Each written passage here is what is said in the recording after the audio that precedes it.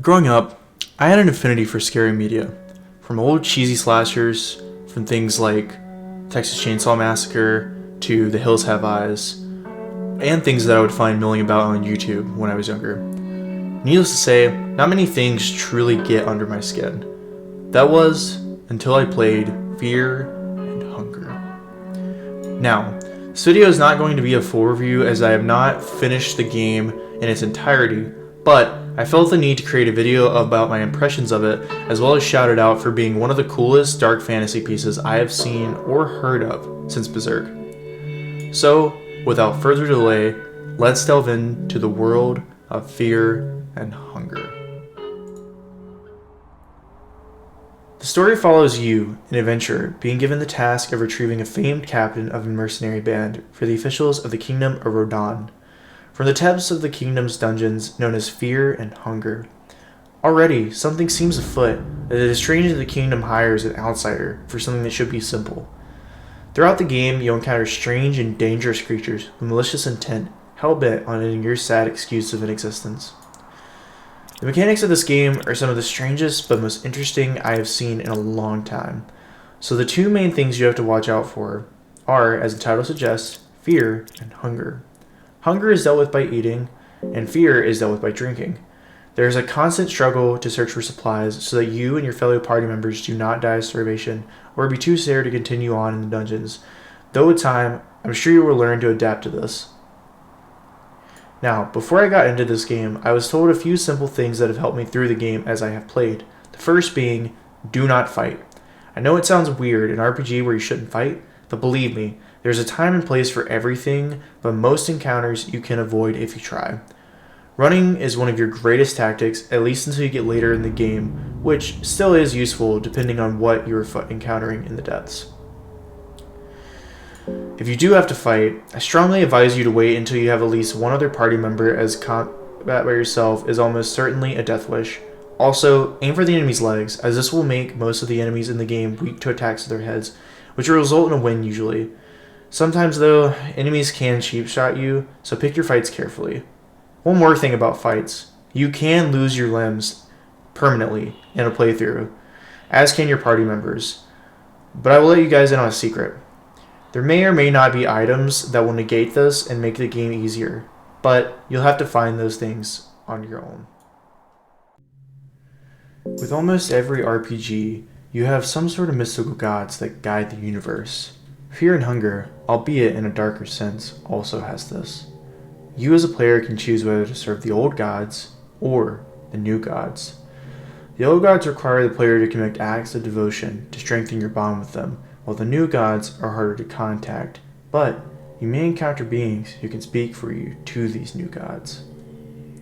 Now, of the old gods, you have Sylvian, goddess of love and fertility, who requires acts of love in her name, no matter how twisted, as long as they are consensual.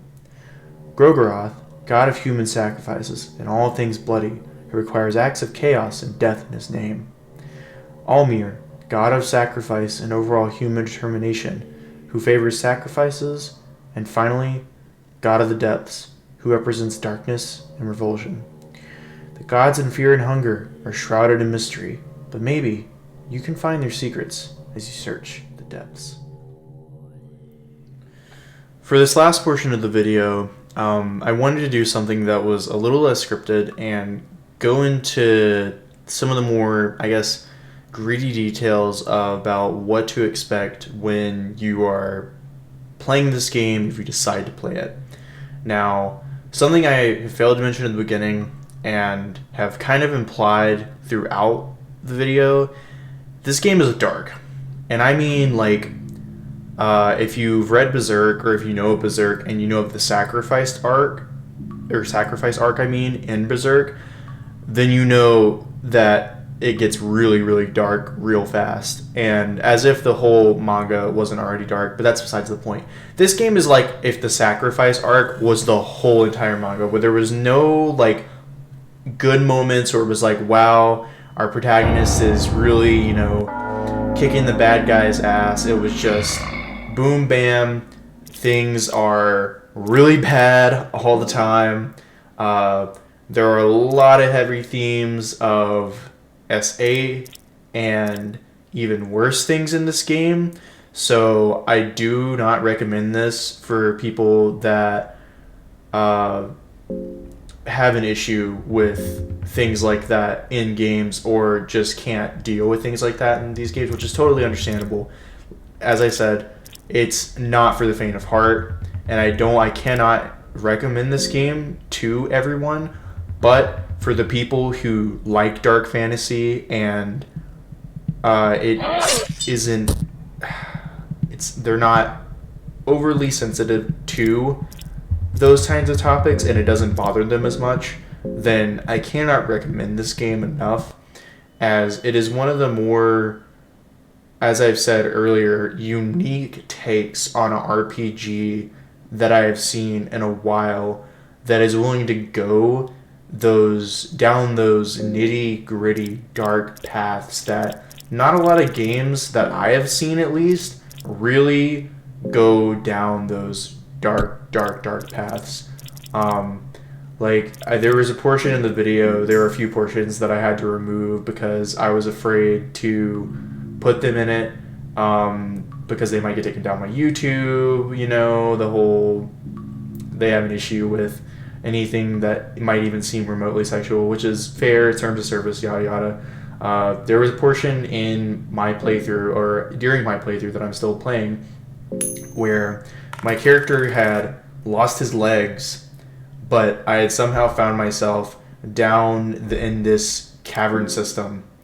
And in this cavern system, there was a mine shaft. And while searching through the mine shaft, my character, with his no legs, got jumped on and was SA'd.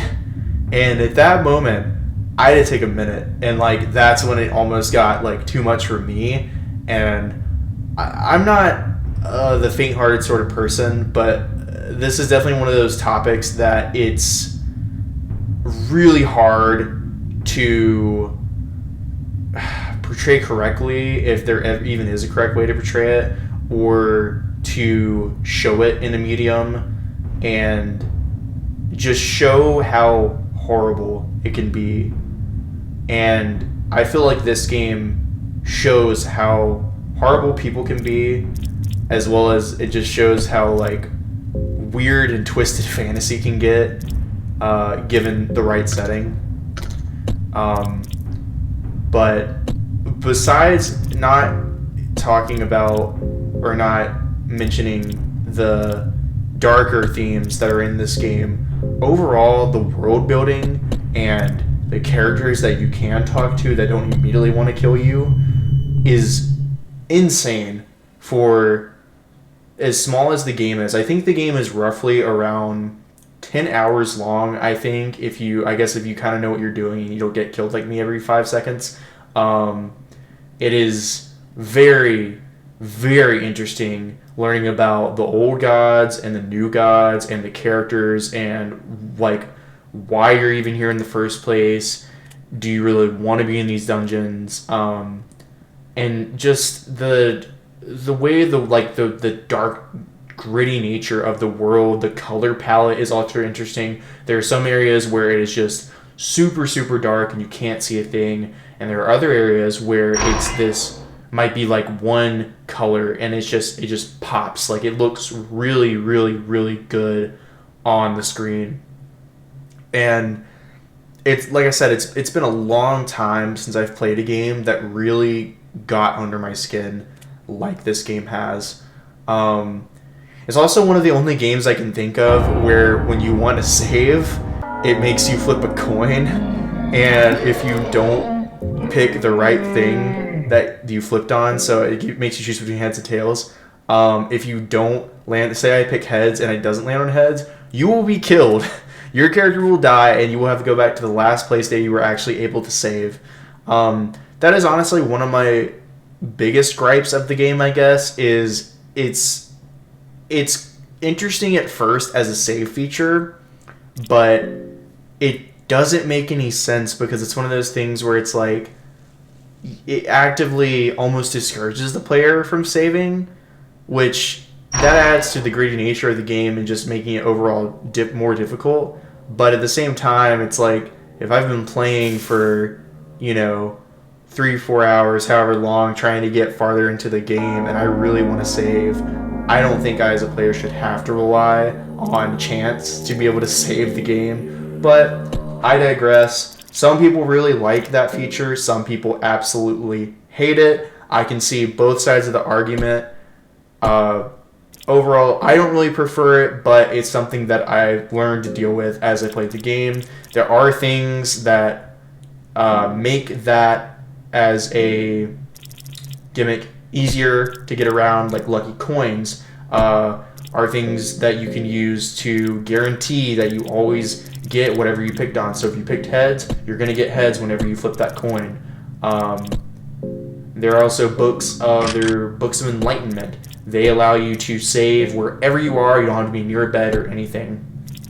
But overall, I really enjoy this game, and I know that there is a sequel in the works, so I am very excited to finish this game, maybe even do multiple playthroughs and get all the different endings that the game has to offer, because it's crazy to look at what a indie company or just like a small indie developer can do within a small package of a game. And this game goes above and beyond to deliver on your money's worth. Right now, I think the game sits on Steam for about $7 or $8. And if you love dark fantasy and you really want like a hardcore RPG to get into that really doesn't hold your hand and isn't afraid to talk about or mention or even show those darker aspects of grimdark dark fantasy, I cannot recommend this game enough. Hands down, one of the most interesting games, RPG, survival horror almost type games that I have played in many years. So I hope that if you do delve into this game, I hope you have a good time, as dark as it may be. I hope you enjoy the dark grittiness of it, and just wow, what a game. I can't wait to see where the series goes after this game. Thanks for watching. If you're not subscribed, please consider doing so, as well as leaving a like and a comment, as I'd love to be able to make videos more often. I also stream on Twitch just about every day at Cry with a Fool, so come say hi. I hope you all have a good one, and I hope I'll see you around. Bye for now.